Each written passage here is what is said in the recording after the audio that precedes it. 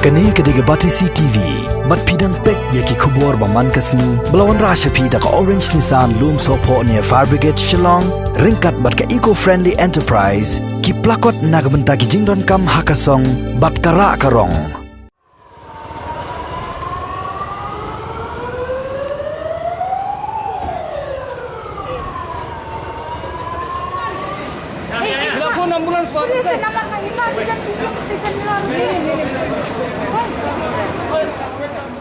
Ki thelit ding ki berhem hakamit jong atrik unai tung arjar arpo kila bam singam ya ka jaka bu tiar jong kamala ba Hajrong jong ka Woodland Hospital Shillong kabadan hajan school ba ikfai malki dan kiti Shillong haba bot dian halokani jingja Superintendent of Police ka East Khasi Hills uba Sylvester nong tenger ha ka jing kram gila pathai kubor le thu ba ka jing Pluh jong ka Ïing bu tiar kadai na ka jing thot jong ka boarding electric kabala kemding kensan buat pur syaka mala ke Hajrong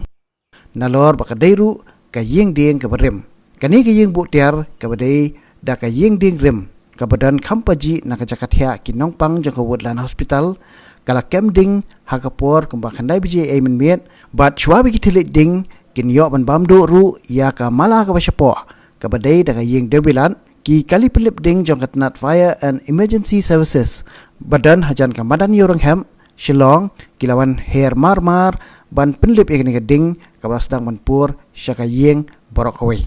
ki pulit kala imkra police station ru kilawan hair marmar syaka jaka nak bentaban pelong ya ka jing tokit bat ban lum jing khen ya ka jing lut jing sap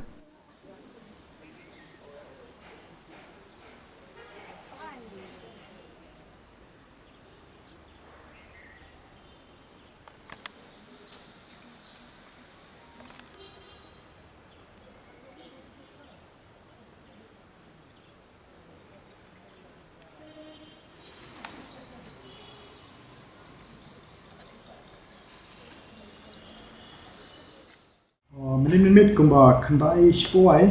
ka PCR jongi ka yo ka kol omba kadan ke chimpu Ïing bo dan kiti area te nakalen ka PCR jongi marmare la yo jute la phone shaka fa tanda ban lek stay marmar station yo ten hedin arlai minit nata ngaru la yo ka kol deki perlok na po malki area te yetu ye keju ka incident te adin ngala phone bank ka PCR ka omba ka qualify tanda kala lek stay